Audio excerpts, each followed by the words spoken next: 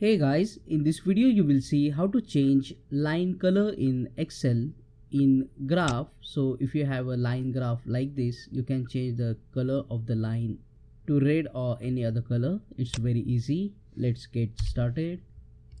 So first select your data, go to the insert tab and select the line graph.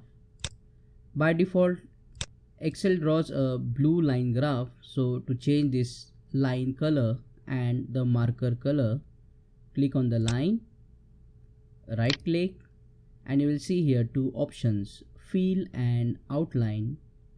Under the fill you will see many colors. You can select any color. Let's say we will select here red color, and click on the outline and select red color as well. So the markers and the line color both will change to the selected color.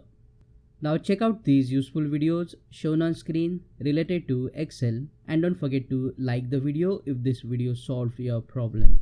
Thank you.